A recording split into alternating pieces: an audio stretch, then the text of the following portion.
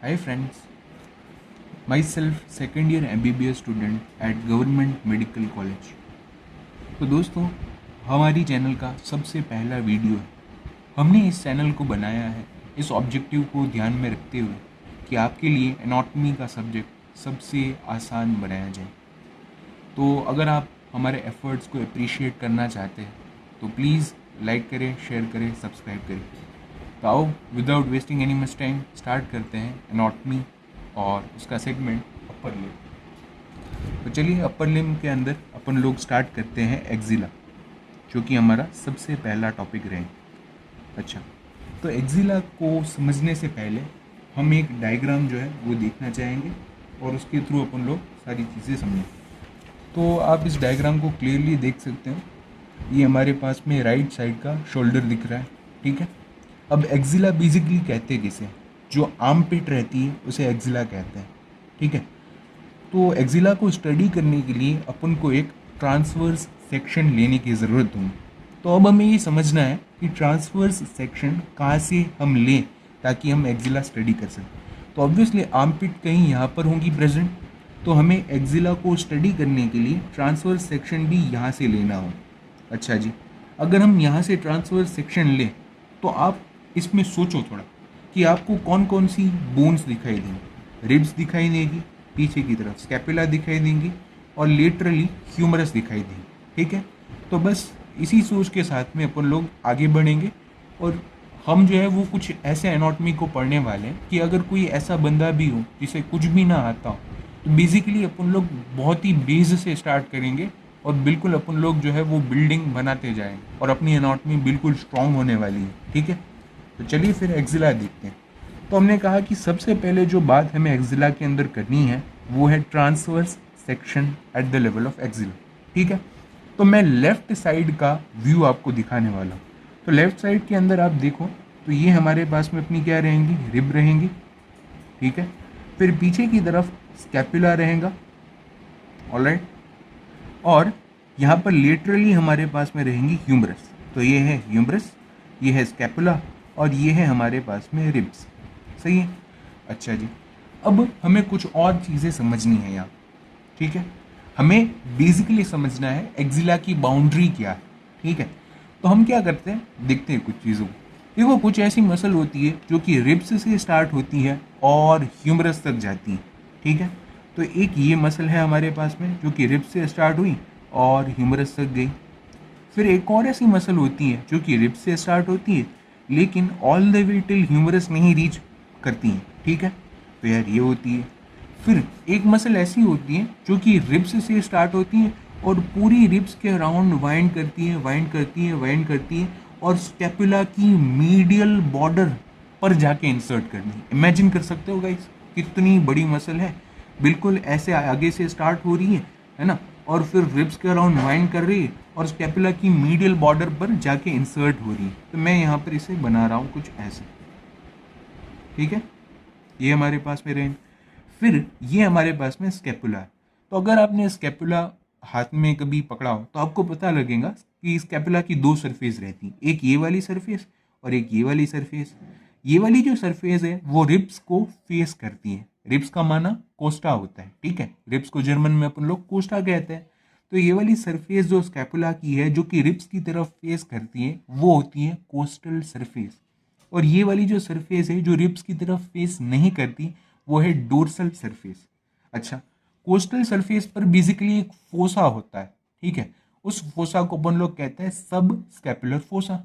और ये जो सब स्कैपुलर फोसा होता है वो ओरिजिन होता है किसका, सब स्कैपुलरिस मसल का। तो सब स्कैपुलरिस मसल बेसिकली आपकी जो स्कैपुला है उसकी कोस्टल सरफेस से ओरिजिनेट होती है और ह्यूमरस तक जाती है। तो ये एक और मसल होगी, ठीक है। फिर हमने कहा कि यार एक और मसल होती है जो कि स्कैपुला की कोरोकॉइड प्रोसेस से स्टार्ट होती है और ह्यूमरस पर जाके इंसर्ट होती है। तो ये बिल्कुल ही हमें आर्म के अंदर मीडियल साइड दिखेंगे। ये मीडियल साइड है ना भाई, ठीक है। तो ये जो स्पेस अब हमें नजर आ रहा है ये स्पेस एक्चुअली में हमारे पास में है एक्जिला। अच्छा, तो एक्जिला की बाउंड्री के बारे में बात करते हैं। तो एंटीरियर बाउंड्री जो है वो ये दोनों मसल बनाए, ठीक है। ये वाली मसल का नाम है pectoralis major muscle, pectoralis major muscle. और ये वाली मसल का नाम है पेक्टोरालिस माइनर मसल।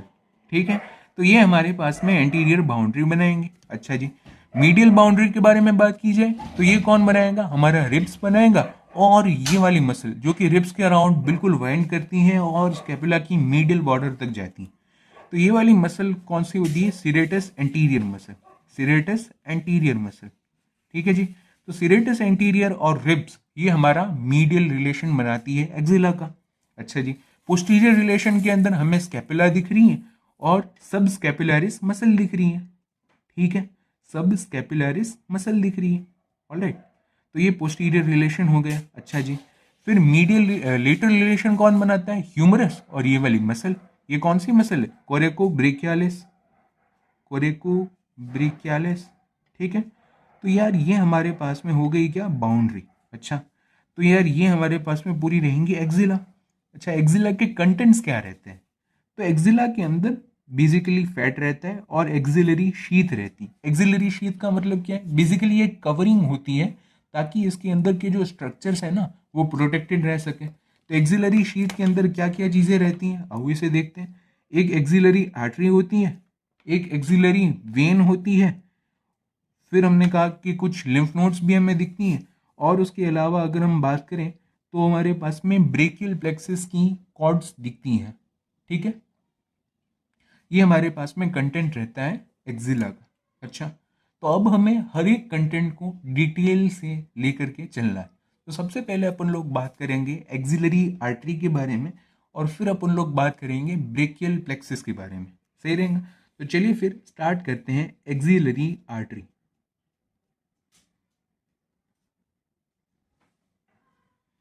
अच्छा गाइस, तो कुछ लोग ऐसे होंगे जो कि ये बोलेंगे कि भैया आपने एक्सिला जो है वो तो इतने में ही ख़त्म कर दिया, लेकिन जो बीडीसी है अपनी उसमें बहुत ज़्यादा डिटेल में दिया गया है।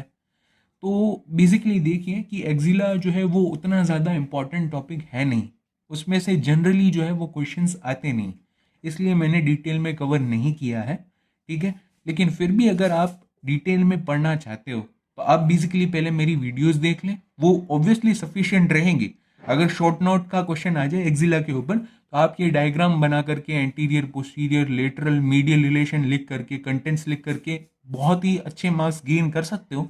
लेकिन फिर भी अगर आपको एक एक्स्ट्रा एज चाहिए, है ना, जिसको मतलब डिस्टिंक्शन स्कोर करना है, तो उसके लिए मैं क्या रेफर करूंगा, मैं रेफर करूंगा कि आप जो है वो बीडीसी पढ़ो। ठीक है, मेरे लेक्चर देखने के बाद, क्योंकि आपको जो है वो बीडीसी समझ आएंगे एनसीईआरटी की तरह। जिस तरह से अपन लोग नीट के अंदर एनसीईआरटी पढ़ते थे उसी तरह से आपको समझ आए। ठीक है, तो इसलिए मैंने एक्सिला जो है वो कम वक्त में कवर करने की कोशिश की है। लेकिन आप टेंशन बिल्कुल ना ले, जो भी इंपॉर्टेंट टॉपिक्स रहेंगे हमारे पास में उसको अपन लोग पूरी पूरी डिटेल के साथ में देखेंगे, हर एक क्लिनिकल एनाटॉमी उसकी देखेंगे, और आपकी एनाटॉमी जो है वो बिल्कुल अच्छी हो जाएगी। बस आप मेरे साथ बने। ठीक है, तो आओ फिर नेक्स्ट टॉपिक के बारे में बात करते हैं, और वो है एक्सिलरी आर्टरी। ऑलराइट, तो एक्सिलरी आर्टरी सबसे पहले तो हमें ये समझना है कि एक होती है सबक्लेवियन आर्टरी, फिर एक होती है एक्सिलरी आर्टरी। क्या ये दोनों अलग अलग आर्टरी? नहीं, ये दोनों सेम ही आर्टरी। जब सबक्लेवियन आर्टरी फर्स्ट रिब की आउटर बॉर्डर को क्रॉस करती है, मेरे शब्दों को ध्यान से सुनना, जब आपकी सबक्लेवियन आर्टरी फर्स्ट रिब की आउटर बॉर्डर को क्रॉस करती है तब उसका नाम क्या हो जाता है, एक्सिलरी आर्टरी। एक्सिलरी आर्टरी जब टीरीज मेजर मसल की लोअर बॉर्डर को क्रॉस करती है तब इसका नाम हो जाता है ब्रेकियल आर्टरी। ठीक है, तो ये तीनों आर्टरी जो है वो कॉन्टिन्यूएशन के अंदर ही, फिर से मैं एक बार रिपीट करना चाहूंगा।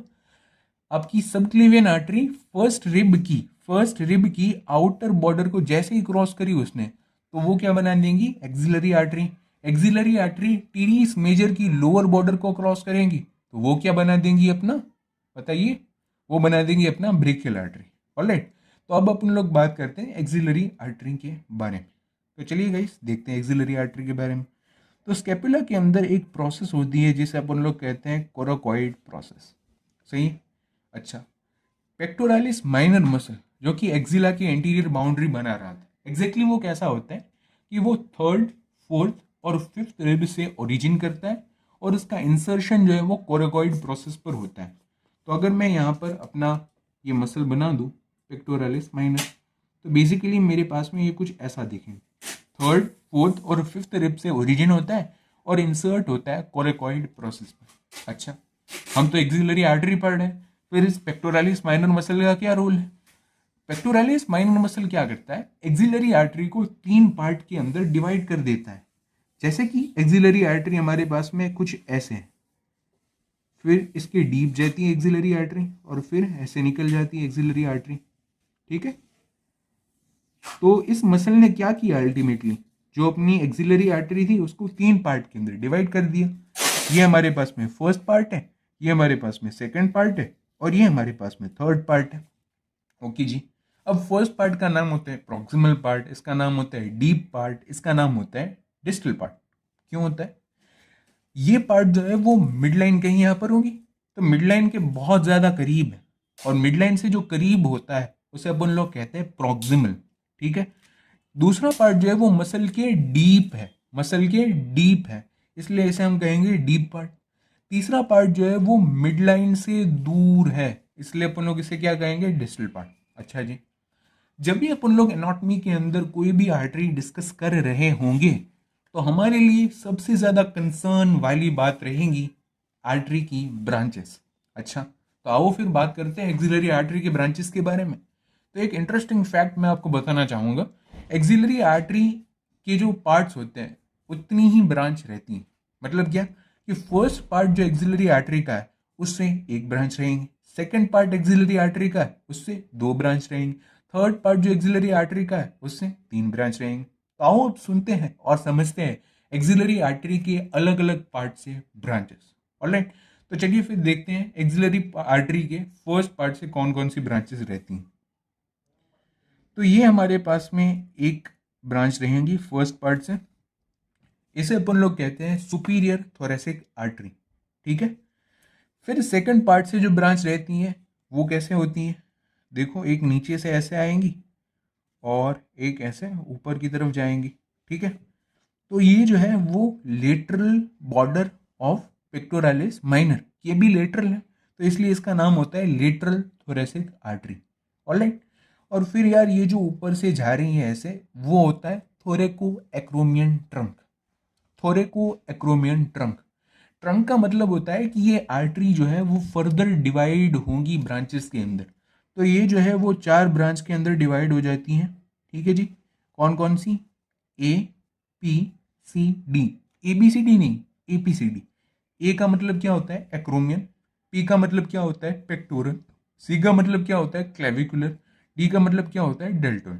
तो सेकेंड पार्ट से 2 ब्रांच आ गई, कौन कौन सी? लेटरल थोरेसिक आर्टरी और आपकी थोरेको एक्रोमियन ट्रंक, जो कि 4 पार्ट्स के अंदर फिर से डिवाइड होगी, acromion, pectoral, clavicular, deltoid. Alright, अब बात आती है थर्ड पार्ट से ब्रांचेस के बारे में।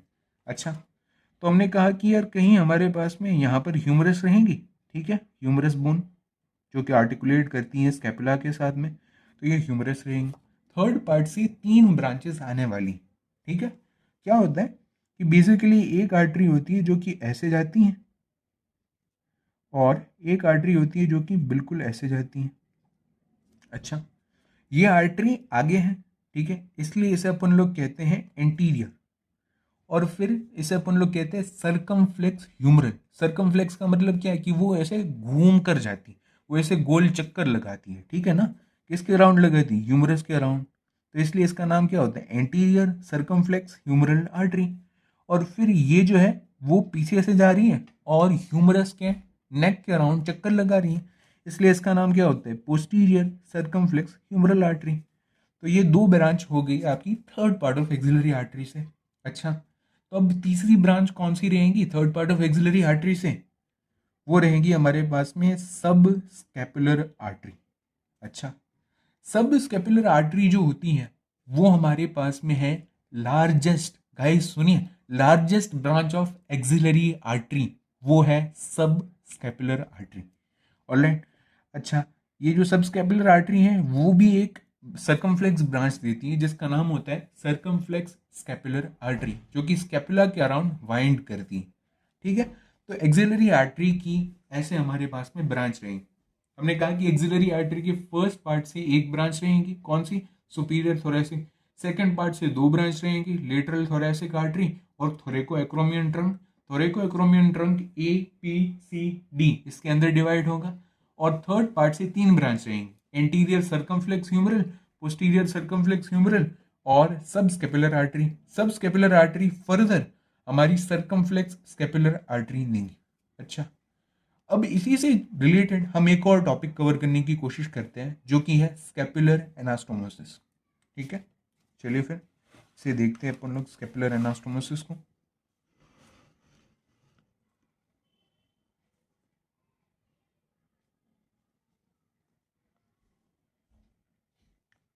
अच्छा, स्केपुलर एनास्टोमोसिस शब्द का मतलब क्या है, आओ इसे अपन लोग समझते हैं। स्केपुलर का मतलब क्या हुआ, स्केपुला जो कि अपनी बोन रहती है, और एनास्टोमोसिस का मतलब क्या होता है कि आर्टरीज जो है वो आपस में ज्वाइन कर दी, जैसे कि ये दोनों आर्टरीज ज्वाइन कर रही, ये आर्टरी ज्वाइन कर रही। अच्छा, अब ये एनास्टोमोसिस का क्या फ़ायदा है उसे हम थोड़ी देर बाद में समझेंगे, लेकिन पहले अपन लोग इस एनास्टोमोसिस को पढ़ लेते हैं, उसके बाद में इसका फ़ायदा जो है वो हमें नजर आए। तो चलिए स्केपुलर एनास्टोमोसिस को डिस्कस करते हैं, है ना। तो स्केपुलर एनास्टोमोसिस जो होता है वो बेसिकली आपकी सब क्लेवियन आर्टरी जो होती हैं उसका फर्स्ट पार्ट और एक्सिलरी आर्टरी का थर्ड पार्ट इसके बीच में होती है। मतलब क्या है, सब क्लेवियन आर्टरी जो है वो भी 3 पार्ट के अंदर डिवाइड होती है। ठीक है, अब उसका जो फर्स्ट पार्ट है उससे कुछ ब्रांच आएंगी, है ना, और फिर वो जो ब्रांच है वो मर्ज कर जाएंगी एक्सिलरी आर्टरी के थर्ड पार्ट से आने वाली ब्रांचेस के साथ में, है ना। तो अब आओ अपन लोग समझते हैं इन दोनों की ब्रांचेस के बारे में। तो ये हमारे पास में अपना है स्केपुला, ये हमारे पास में रहेगा स्केपुला। ठीक है, और ये अपनी है ग्रेनोइड कैविटी, और अपन लोग देख रहे हैं यहाँ पर स्केपुला के बारे में। ठीक है, और ये स्केपुला जो है उसका डोर्सल व्यू कैसे पता लगा, ये जो हमारे पास में स्पाइन है ना वो स्पाइन पीछे ही रहती है ना, और यहाँ पर हमारे पास में क्या रहेंगी, अपनी ह्यूमरस बोन रहेंगी। ठीक है जी, ये हमारे पास में अपनी है ह्यूमरस। ऑलराइट, ये हमारे पास में। ठीक है, अच्छा, अब हमने कहा कि ये एनास्टोमोसिस जो है वो फर्स्ट पार्ट सब क्लेवियन आर्टरी और थर्ड पार्ट एक्सिलरी आर्टरी के बीच में होती है। तो हमें एक्सिलरी आर्टरी तो हमने अभी डिस्कस कर ली है, तो वो तो आपको समझ आएंगे, लेकिन सब क्लेवियन आर्टरी जो है वो अपन लोग HNF के अंदर डिस्कस करते हैं, हेड नेक एंड फेस के अंदर डिस्कस करते हैं। तो उसकी जो ब्रांचेस हैं वो आपको थोड़ी देर के लिए याद रखनी पड़ेंगी।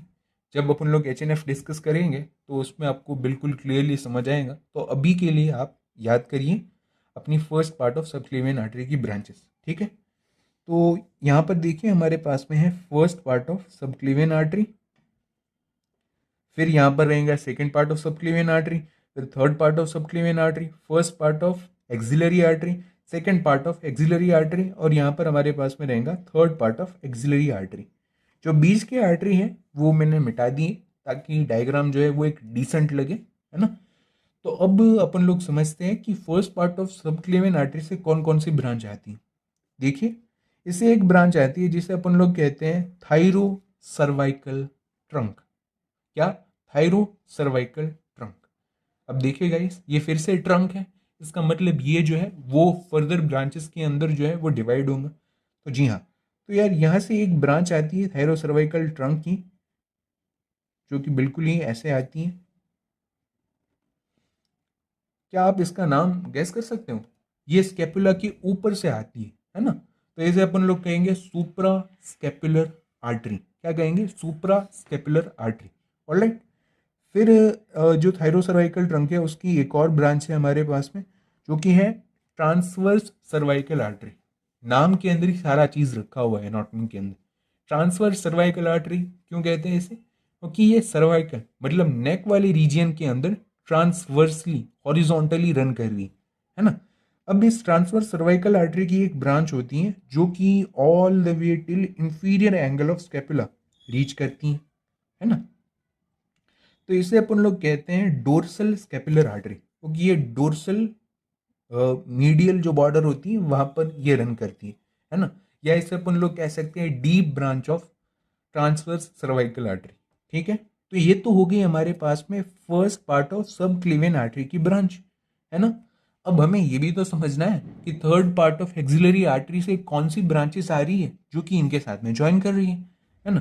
तो हमारे पास में लार्जेस्ट ब्रांच कौन सी होती है, बताइए गाइस। लार्जेस्ट ब्रांच हमारे पास में रहती है सब स्केपुलर आर्टरी, जो कि थर्ड पार्ट से रहती है ना, सब स्केपुलर आर्टरी। अब ये जो सब स्केपुलर आर्टरी है वो एक ब्रांच दे देती है जो कि होती है सर्कमफ्लेक्स स्केपुलर आर्टरी। तो यही है गाइस सर्कमफ्लेक्स स्केपुलर आर्टरी। और ये जो हमारे पास में डोर्सल स्केपुलर आर्टरी है, ये भी स्केपुला की बॉडी पर बहुत सारी ब्रांच दे देती हैं, है ना। तो यहाँ पर जो स्केपुला के अराउंड एनास्टोमोसिस हमें दिख रहा है, वो कहाँ दिख रहा है, तीन जगह पर दिख रहा है। एक जो इंफीरियर एंगल पर दिख रहा है, इंफीरियर एंगल पर जो एनास्टोमोसिस है, जो आर्टरी ज्वाइन कर रही है वो कौन कौन सी, एक तो यार ये डोर्सल स्केपुलर आर्टरी, और दूसरी जो हमारे पास में है वो है कौन सी, सब स्केपुलर आर्टरी। अच्छा, तो आपने क्या करना है, जब भी स्केपुलर एनास्टोमोसिस का क्वेश्चन आता है तो आपने बेसिकली ये डायग्राम ड्रॉ करना है ना, और फिर लिखना है anastomosis around scapula is basically at 3 points. First at inferior angle between the dorsal scapular artery and subscapular artery, alright. फिर at the body of scapula, at the body of scapula किस किस के बीच में ज्वाइनिंग है, ये artery ये सारी join करेंगी, मतलब सुपरा स्केपुलर आर्टरी भी ज्वाइन कर रही है, ठीक है, सर्कमफ्लेक्स स्केपुलर भी ज्वाइन कर रही है, और डोर्सल स्केपुलर भी ज्वाइन कर रही है। तो anastomosis at body of scapula is between supra scapular, circumflex scapular artery and dorsal scapular artery, alright. अच्छा, एक और पॉइंट है जहां पर स्केपुलर एनास्टोमोसिस हमें दिखता है, और वो पॉइंट है एक्रोमियन प्रोसेस। अगर आपने गाइस स्केपुला ढंग से देखी हुई तो एक्रोमियन प्रोसेस के बारे में आपको बताऊंगा। एक्रोमियन प्रोसेस पर क्या होता है, यहाँ कहीं पर भी होगी, मतलब ये स्पाइन है और ये स्पाइन ही आगे जाकर के एक्रोमियन प्रोसेस बनाता है, ठीक है ना गाइस। तो ये सुप्रास्केपुलर आर्टरी जो है वो एक ब्रांच दे देंगे जो कि एक्रोमियन प्रोसेस के पास में जाएंगे। इससे अपन लोग कहेंगे acromion branch of suprascapular artery, alright. फिर थर्ड पार्ट से जो ब्रांच होती है वो कौन सी होती है, पोस्टीरियर सर्कमफ्लेक्स ह्यूमरल आर्टरी। ये भी एक ब्रांच दे देती है जो कि एक्रोमियन ब्रांच होती है। तो इन दोनों के बीच में भी ज्वाइनिंग यानी एनास्टोमोसिस होता है, ठीक है। तो ये थर्ड साइट है जहाँ पर स्केपुला के मतलब रीजन में एनास्टोमोसिस होता है।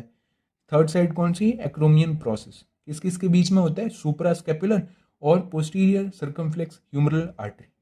तो गाइस क्या आप इस पॉइंट को वेरीफाई कर पाए कि स्केपुलर एनास्टोमोसिस जो है वो सब क्लेवियन आर्टरी की फर्स्ट पार्ट के ब्रांचेस के बीच में होता है, ब्रांचेस और third part of axillary artery के बीच में होता है। आपने कहीं पर भी ये देखा कि first part of axillary artery ने पार्टिसिपेट किया, नहीं ना।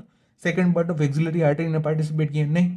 सिर्फ और सिर्फ third part of axillary artery जो है वो इस एनास्टोमोसिस के अंदर पार्टिसिपेट करती है, ऑलराइट। तो अब एनास्टोमोसिस की इंपॉर्टेंस क्या है ये अपन लोग समझते हैं। देखो, ये जो शोल्डर जॉइंट होता है ना, वो बेसिकली नीचे से उसकी प्रोटेक्शन नहीं रहती, है ना। नीचे से कोई मसल नहीं होता जो कि उसे सपोर्ट करे। तो क्या होता है कि ये शोल्डर जॉइंट जो है वो, और ये ग्लिनोइड कैविटी जो है वो भी उतनी ज़्यादा डीप नहीं है, वो क्या है, शैलो है। और इसकी शैलो होने की वजह से जब बहुत ज़्यादा अपन लोग मूवमेंट करते हैं तो ये जो हमारी ह्यूमरस बोन है वो नीचे की तरफ डिसलोकेट हो जाती है। तो यदि ये बोन नीचे की तरफ डिसलोकेट हो जाएंगी तो जो हमारे पास में सेकंड पार्ट है एक्सिलरी आर्टरी का वो कंप्रेस हो जाएगा। और यदि ऐसा हुआ और एनास्टोमोसिस एग्जिस्ट ना करता हो तो अब ये एक्सिलरी आर्टरी नीचे जाकर के क्या बनेंगी, ब्रेकियल आर्टरी। फिर ब्रेकियल आर्टरी जो है वो रेडियल और अल्नर आर्टरी के अंदर जो है वो डिवाइड हो जाएंगी, और फिर पूरा का पूरा हैंड तक हमारा सप्लाई करेंगी। लेकिन सोचो गाइस कि अगर ये एनास्टोमोसिस प्रेजेंट ना हो और डिसलोकेशन हो जाए तो आर्म से लेकर के हमारे हैंड तक सारे की सारा अपर लिम्ब का रीजन जो है वो ब्लड वेसल, उसके मतलब ब्लड जो है वो उसको नहीं पहुंच पाए, तो वो डेड नहीं हो जाए। तो इसलिए ही हमारी बॉडी के अंदर ऐसी डिज़ाइन है कि एनास्टोमोसिस हो, ताकि अगर ये जॉइंट जो है वो डिसलोकेट भी हो जाए, नीचे की तरफ गिर भी जाए, ऐसा क्लिनोइड कैविटी से बाहर आकर के नीचे की तरफ गिर भी जाए और उसने सेकंड पार्ट को कंप्रेस कर भी दिया, तब भी क्या हो कि ये जो ब्रांचेस हैं इस ब्रांचेस के थ्रू जो है वो ब्लड ऐसे आए और फिर जो है वो पूरी अपर लिम्ब को सप्लाई करे, है ना। तो ये एनास्टोमोसिस जो है वो बॉडी के हर एक जॉइंट के अराउंड प्रेजेंट होता है, जो भी मेजर जॉइंट्स है उसके अराउंड प्रेजेंट होता है ना।